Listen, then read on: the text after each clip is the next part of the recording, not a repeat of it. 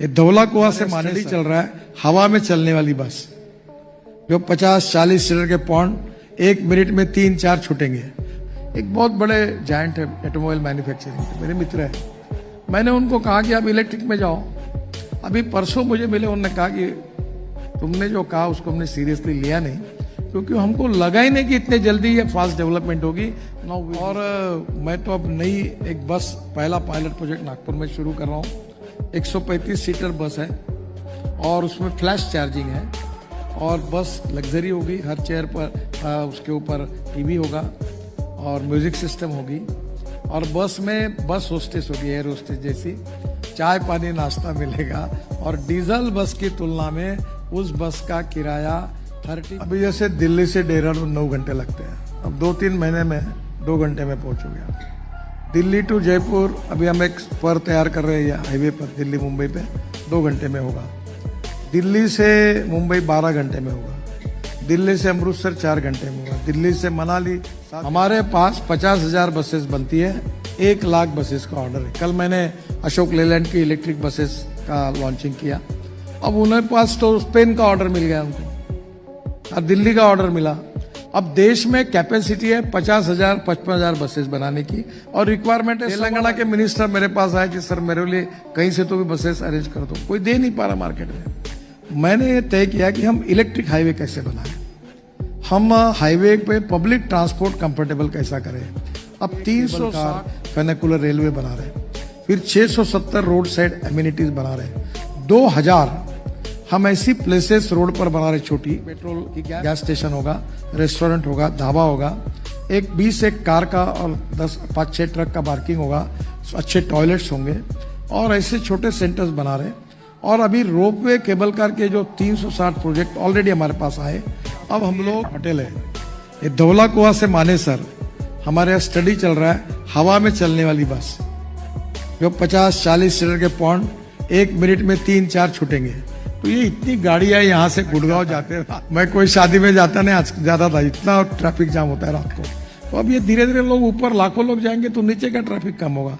तो अब public transport को और कंफर्टेबल करना और कॉस्ट इफेक्टिव करना, और थोड़ा सा हर आदमी गाड़ी लेके बाहर निकलता है उसको थोड़ा सा डिस्करेज करके पब्लिक बढ़ाए तो पोल्यूशन भी कम होगा और लोगों को भी सस्ता ट्रांसपोर्ट मिलेगा। ये फ्यूचरिस्टिक प्लान है। और बस स्टेशन जो है उनको हम लोग अभी मॉल और ये बड़ा पार्किंग करके, जैसे एयरपोर्ट बने वैसे बस स्टेशन बनाने का भी कार्यक्रम हमने हाथ में लिया है। पहला मल्टी मॉडल कटरा में, मल्टी मॉडल मीन्स वहाँ हेलीकॉप्टर सर्विस है, होटल्स है, रेस्टोरेंट्स है, ऑफिसेस है, मॉल्स है, सब कुछ है, रेलवे स्टेशन है और एक ही जगह पर लाखों लोग। तो ऐसे हम देश में मल्टी मॉडल स्टेप, एक जोगी धोपा करके है आसाम में, वहां भी हमने ब्रह्मपुत्रा के पास मल्टी मॉडल हब बनाया, उसका इनॉग्रेशन अभी करना है। तो उसको कॉन्सेंट्रेट करेंगे क्योंकि इंटीग्रेटेड डेवलपमेंट होगी तो सब सेक्टर को उसका फायदा होगा। विद ईवीज आपने कॉस्ट की बात करी, एडॉप्शन बढ़ गया है सिटीज में, सिटी के अंदर चलने में प्रॉब्लम नहीं होती है, लेकिन जब आपको दिल्ली से बॉम्बे जाना है then people have this fear that about this range fear, right, that will I find a charging station on the way और not. So what are you doing about that? देखो वो प्रॉब्लम नहीं है। मैं इसी होटल में आता था, नाम चैनल वालों के नहीं लेता मैं, वो मुझे पूछते थे आप रास्ते में गाड़ी बंद पड़ गई तो धक्का मारने के लिए आप आओगे क्या, ये सवाल मुझे पूछा गया है। अब कोई गाड़ी बंद नहीं पड़ी, कोई धक्का नहीं मार रहा।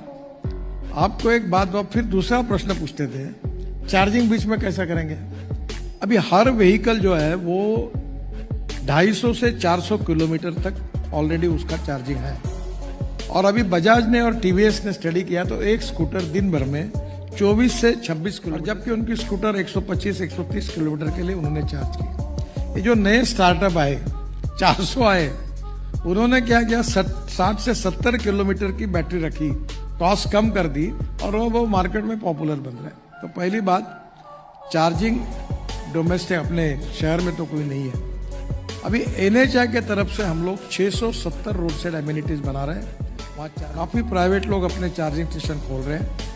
अब फास्ट चार्जिंग सिस्टम भी आ गई है और मैं तो अब नई एक बस, पहला पायलट प्रोजेक्ट नागपुर में शुरू कर रहा हूँ।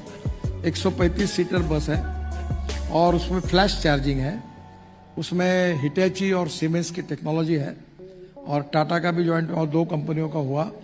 वो बस में ये जो कार्ड होगा दिखाकर उतरना और जाना यही होगा, और बस लग्जरी होगी, हर चेयर पर उसके ऊपर टीवी होगा और म्यूजिक सिस्टम होगी, और बस में बस होस्टेस होगी, एयर होस्टेस जैसी, चाय पानी नाश्ता मिलेगा, और डीजल बस की तुलना में उस बस का किराया 30% कम होगा। बताइए कि तो ये तो because of the cost of the fuel. और सबसे इम्पोर्टेंट चीज बताता हूँ, how it is going to change the map of India.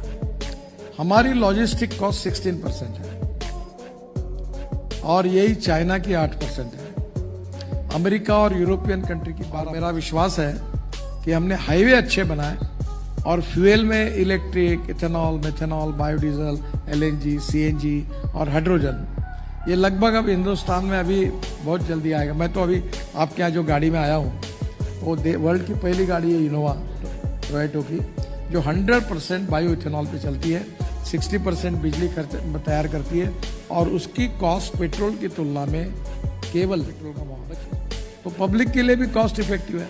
तो अब टाटा, महिंद्रा, सुजुकी, हुंडई और टोयोटा, 5 कंपनीज अब अपनी फ्लेक्स इंजन पे ला रही है, इलेक्ट्रिक की डेवलपमेंट हो रही है। अभी सीएनजी की मैंने बजाज की 2 व्हीलर लॉन्च की मोटरसाइकिल, तो उन्होंने उनकी पेट्रोल की मोटरसाइकिल का खर्चा पर किलोमीटर 2 रुपये 25 पैसे है और सीएनजी का 1 रुपया है। अब पूरे पंजाब हरियाणा में 200 लाख टन परली राइस स्ट्रॉ बनता है। ये पहले साल अभी 60 लाख टन राइस स्ट्रॉ का कन्वर्शन, और 2 साल में राइस स्ट्रॉ का पूरा कन्वर्शन सीएनजी में होगा या इथेनॉल में होगा या बिटुमेन बनेगा। एविएशन फ्यूल भी बन रही पानीपत में, बायो एविएशन फ्यूल। तो मुझे लगता है कि पोल्यूशन दिल्ली का भी कम होगा, और ये सब अल्टरनेटिव और बायो फ्यूल के कारण हमारी इकोनॉमी बहुत स्ट्रांग होगी, एक्सपोर्ट बढ़ेगा। तो दिल्ली के पोल्यूशन की आपने बात करी, last 1 month we had a very bad state here. अभी भी 331 है AQI आज का। So what can the government do and your ministry do to reduce that? देखिए, ये नेचुरल प्रोसेस में हो रहा है। देखो, मैं खुद 5 टन सीएनजी तैयार करता हूँ परली से, ये महिंद्रा का लॉन्च हुआ है। ये जो पोल्यूशन कंसर्न है, 40% पोल्यूशन जो हमारे देश का है वो एयर पोल्यूशन, उसके लिए ट्रांसपोर्ट मिनिस्ट्री जिम्मेदार है। अब हम electric buses, CNG car, CNG scooter, electric scooter, flex engine, ethanol as a fuel, ये जितने इनिशिएटिव लिए निश्चित रूप से पूरा होगा। और मेरा विश्वास है कि अब सोलर पावर जो है वो हम हमारे टोटल पावर के बास्केट में 40% सोलर पावर है। तो आने वाले समय में धीरे धीरे 2070 का जो टारगेट है कार्बन न्यूट्रल बनने का, वो पूरा होगा। और ये मैं एक बात और लोगों को कह रहा हूं कि hydrogen is the futuristic fuel, और उसका सबसे चीपर सोर्स कोई है तो इलेक्ट्रोलाइजर और पानी में करेंगे तो 150 यूनिट पर। म्यूनिसिपल वेस्ट जो है उसको सेग्रीगेट करके ग्लास, मेटल और प्लास्टिक अलग निकाल दिया, तो ऑर्गेनिक वेस्ट को बायोडाइजेस्टर में डालकर मीथेन बनेगा और मीथेन से सीएनजी बनेगा। ऑलरेडी हमारे कारपोरेशन में तो सबसे बड़ा हाइड्रोजन भी बन सकता है। तो सबसे बड़ा सोर्स है कि biomass, by using biotechnology increase the productivity of biomass, और बायोमास एंड म्यूनिसिपल वेस्ट का कन्वर्शन ग्रीन हाइड्रोजन में करने से हम आत्मनिर्भर बनेंगे और ऊर्जा को आयात करने वाला नहीं, निर्यात करने वाला देश बनेंगे, ये मेरा विश्वास है। सर, आपने you talked about the project in Nagpur with the buses. Today, I think India produces about 50,000 EV buses in a year. You've talked about in the past about taking that to 1 lakh. Today, on this platform in Green Bharat Summit, that why can't the government mandate that all cars or buses bought by central government or state governments be EV buses, for example? What would you say to a proposal like that? नहीं, ये तो चल रहा है already. Scrapping policy में अगर वो scrap करते तो हम नई गाड़ी के लिए उनको पैसे दे रहे हैं। अब इसको कहने की आवश्यकता नहीं है, हर आदमी खरीद रहा है। और मैं आपको बताता हूँ, हमारी प्रॉब्लम यह है, प्रॉब्लम मैन्युफैक्चरिंग की है। हमारे पास 50,000 बसेस बनती है, 1 लाख बसेस का ऑर्डर है। कल मैंने अशोक लेलैंड की लिंक किया, अब उन्हें पास तो स्पेन का ऑर्डर मिल गया उनको, और दिल्ली का ऑर्डर मिला। अब देश में कैपेसिटी है 50,000 55,000 बसेस बनाने की, और रिक्वायरमेंट है 1.25 लाख बसेस की।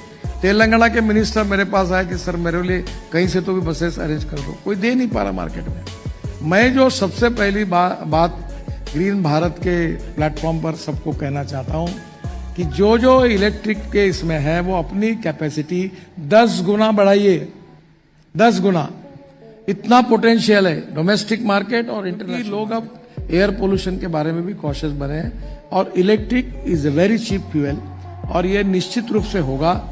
केवल ये कॉन्फिडेंस जो है, मुझे याद है एक बड़े कंपनी को मैंने कहा था, नाम नहीं लेता उनका, तो पहले 5-10 कंपनी में, तो उनको कहा कि इलेक्ट्रिक करो, नहीं बोले हम 2024 में लॉन्च करेंगे। तो आप बस मिस करोगे, वैसे ही होगा। जो आए पहले उनका सेल बढ़ गया, बाकियों का कमी हुआ। एक बहुत बड़े जायंट है ऑटोमोबाइल मैन्युफैक्चरिंग के, मेरे मित्र हैं, मैंने उनको कहा कि आप इलेक्ट्रिक में जाओ। अभी परसों मुझे मिले, उन्होंने कहा कि तुमने जो कहा उसको हमने सीरियसली लिया नहीं, क्योंकि हमको लगा ही नहीं कि इतने जल्दी ये फास्ट डेवलपमेंट होगी। Now we miss the bus. अब मैं बता रहा हूँ, ट्रक आ रही इलेक्ट्रिक की, इतना कॉस्ट इफेक्टिव है ट्रक। और अगर ये लिथियम आयन बैटरी की कीमत अगर ये पेट्रोल डीजल के बराबर आएगी तो फ्यूल में कितना सेविंग है, वो इकोनॉमिक्स आप देखिए। अभी मैं ये एग्जीबिशन आया है, कल उद्घाटन किया मैंने उसका। वहाँ एक तमिलनाडु की कंपनी है, उन्होंने 100 इलेक्ट्रिक ट्रक माइनिंग में दिए और वो बोल रहे हैं अभी हमारी कैपेसिटी अभी बढ़ानी है, डिमांड है। यानी आने वाले समय में 100% India is the fastest growing economy. India ये ऐसा देश है कि इंफ्रास्ट्रक्चर को सबसे प्रायोरिटी मिली है। और मैं तो, हमारा ऐसा डिपार्टमेंट की जो पैसे की कमी नहीं है। मैं 5 लाख करोड़ के रोड बनाने का प्लान है अभी फ्यूचर। और budget is 2.8 lakh crore for the year. आपका 2.8 लाख करोड़ का बजट है शायद सर। इतने है कि इसके कारण निश्चित रूप से ऑटोमोबाइल इंडस्ट्री को फायदा होगा, कंस्ट्रक्शन इक्विपमेंट को फायदा होगा। और सेकंड इंपॉर्टेंट थिंग, ये नॉलेज टू वेल्थ, ये बहुत इंपॉर्टेंट चीज है। मैं बड़ा खुश हूं कि हमारे यंग टैलेंटेड जो इंजीनियरिंग स्टार्टअप है, they are doing excellent job. Innovation, entrepreneurship, science, technology, research, skill and success. We name it as knowledge and conversion of knowledge into wealth in the future. अभी ये lithium ion battery की बात हो रही, हमारे जम्मू में हमको वर्ल्ड का 6वां लार्जेस्ट लिथियम का डिपॉजिट मिला हुआ है। अभी लिथियम आयन के साथ केमिस्ट्री बदल रही है, zinc ion, sodium ion, aluminium ion, अलग अलग प्रकार के चेंजेस हो रहे हैं। इतने बड़े प्रमाण पर हमारे स्टार्टअप साइंटिस्ट काम कर रहे हैं कि हम इसमें वर्ल्ड लीडर बनेंगे और हमारा एक्सपोर्ट बढ़ेगा। और मुझे लगता है कि पूरा धीरे धीरे इलेक्ट्रिक के लिए पूरा भारत के ऊपर देखेगा, ऐसी स्थिति निश्चित रूप से आएगी। In terms of the next 5 years, the Prime Minister has talked about a vision of Viksit Bharat by 2047. There is a vision of a 5 trillion economy, of being the 3rd largest economy. आपने auto sector की बात करी, auto sector is the biggest exporter now. You talk about the number of jobs that are there. So there will be a huge transformation, both in terms of the kind of cars, fuels, travel time from different cities. 5 years from now, what is your vision for green mobility for this country? देखो, अभी जैसे दिल्ली से देहरादून 9 घंटे लगते हैं, अब 2-3 महीने में 2 घंटे में पहुंचोगे। दिल्ली टू जयपुर अभी हम एक पर तैयार कर रहे हैं हाईवे पर, दिल्ली मुंबई पे 2 घंटे में होगा। दिल्ली से मुंबई 12 घंटे में होगा। दिल्ली से अमृतसर 4 घंटे में होगा। दिल्ली से मनाली 7 घंटे में होगा। दिल्ली से श्रीनगर 8 घंटे में होगा। कटरा 6 घंटे में होगा। चेन्नई से बेंगलोर 2 घंटे में होगा। से दिल्ली 4 घंटे लगते थे, अब 50 मिनट में हुआ। अब धीरे धीरे ऐसे 50 से ग्रीन एक्सप्रेस हाईवे हम बना रहे हैं। कश्मीर से कन्याकुमारी, ये जो सूरत है, सूरत से नासिक, नासिक से अहमदनगर, अहमदनगर से सोलापुर, सोलापुर से कर्नूल, और कर्नूल से चेन्नई, कन्याकुमारी, हैदराबाद, बेंगलोर, बेंगलोर, कोचीन, सब साउथ को जाएगा। तो मुंबई और पूना जाने की जरूरत नहीं। तो 320 kilometre distance Delhi to Chennai कम हो रहा है। तो ये इतने बड़े, आपने अभी जो देखा है रोड का सेक्टर, वो तो न्यूज़रील है। असली फिल्म शुरू होना और बाकी है। अभी ये प्रोजेक्ट जब पूरे होंगे तो our road network will be equivalent to USA. और मैं आपको बताऊं, लोअर मिडिल क्लास पुरानी गाड़ी लेगा, ऊपर 2 बैग डाल के पूरी फैमिली बैठ के टूरिज्म के लिए निकलेगा। आपको बताता हूं, अभी हाईवे तो देहरादून बना ही नहीं, केवल पुराना रोड हमने थोड़ा ठीक कर दिया तो उत्तराखंड का ट्रैफिक 3 गुना बढ़ गया पर्यटन का। उनको रिस्ट्रिक्ट करना पड़ा लोगों को। और टूरिज्म में ऐसा सेक्टर है कि जहां 49% कैपिटल एक्सपेंडिचर एम्प्लॉयमेंट क्रिएट होने के लिए खर्च हो। मैंने उनको फिर बुलाकर समझाया चीफ मिनिस्टर को, इतने रेस्टोरेंट बनाओ, इतने होटल बनाओ, इतनी पार्किंग प्लेसेस बनाओ, नहीं तो आएगा तुमको बंद करो तो फायदा क्या तुमको इसका। तो ये नेचुरली इंटीग्रेटेड डेवलपमेंट उसके साथ करनी पड़ेगी। आप जो ये पूछते हैं ना 30 का क्या और 40 का, टारगेट छोड़ दो आपको पता ही नहीं चलेगा कितने दिन में ये ट्रांसफॉर्मेशन कितना फास्ट होगा। तो जब आपने कहा अभी तो हमने न्यूज़ देखी है, फिल्म बाकी है, उस फिल्म के स्टार्स कौन होंगे sir? Which are the areas where you seeing maximum expansion? देखो अभी तो रोड का तो पूरा हो गया काम, गति में चल रहा है। पब्लिक का सपोर्ट अच्छा है। कैपिटल मार्केट में हम इन्विट मॉडल में गए थे मुंबई में, तो पहले दिन 7 घंटे में 7 टाइम्स ओवर सब्सक्राइब, 7 घंटे में हमने बॉन्ड इशू क्लोज किया। तो पैसे की हमारे पास कोई कमी नहीं। हमारा इनकम अभी 52,000 करोड़ है साल का। अभी नेक्स्ट 2 ईयर्स 1,40,000 करोड़ होगा। हम रोड को मॉनिटाइज करते जाएंगे तो पैसे की कोई कमी नहीं।